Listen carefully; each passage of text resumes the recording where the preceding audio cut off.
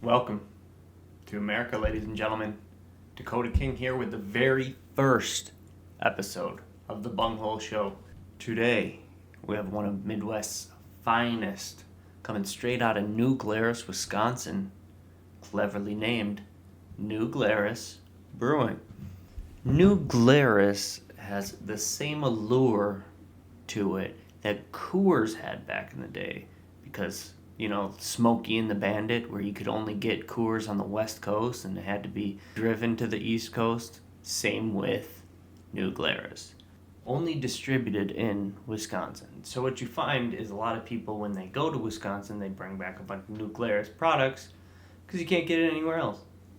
This isn't without being well deserved, and there's multiple awards to back it up. The man in charge, Dan Carey. And although his wife Deborah kind of runs the show over there at New Glarus, on this show we talk about the beer and the master brewers. So that's why I'm bringing up Dan Carey.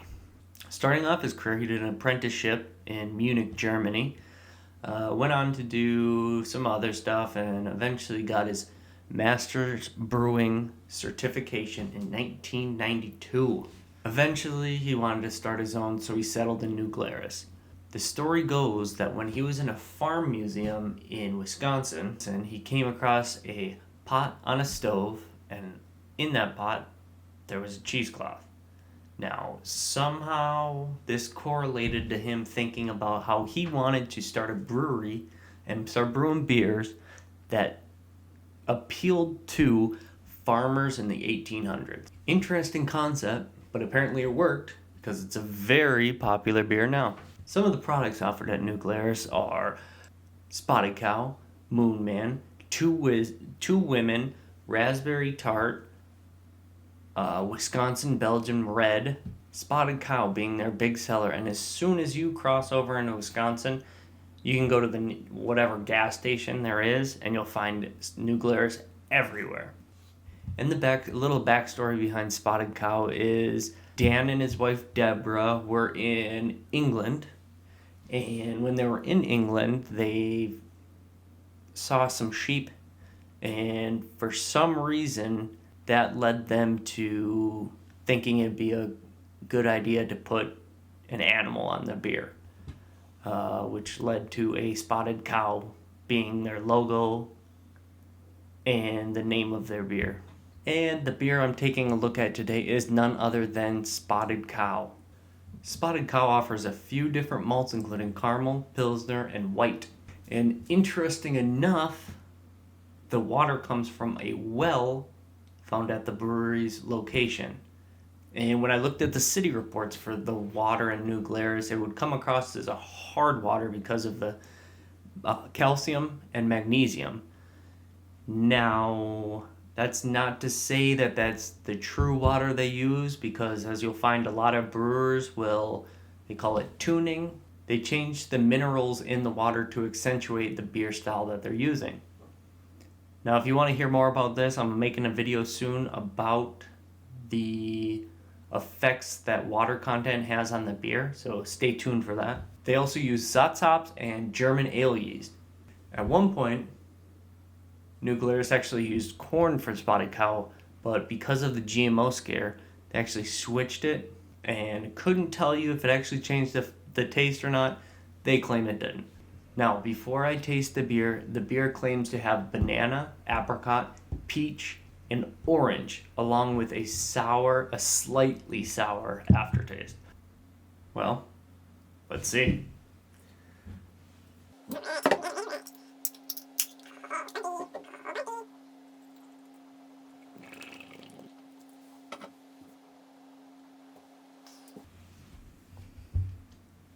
Alright, looking at this, there is a golden haze to it, and obviously it is an unfiltered beer, so that's what gives it a little bit of that haziness to it.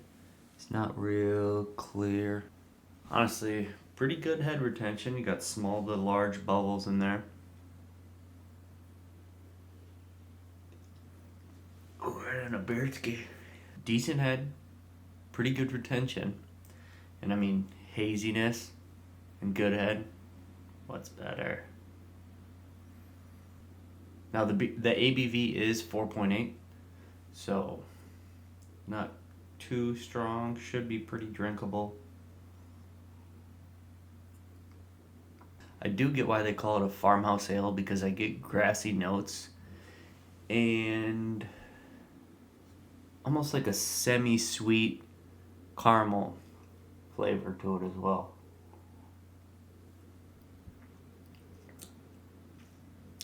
A little bit of that banana and almost orange, but I think the orange is because I looked up what flavors notes it's supposed to have, and it said orange, and orange was on my brain, so that's why I think my head is telling myself that there's orange in there.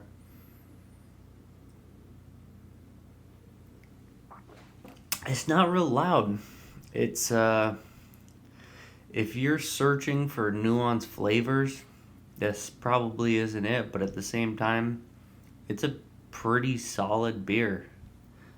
Just because you can't always find like crazy nuanced flavors and it's not real loud and jumps out at you, that's not always a bad thing.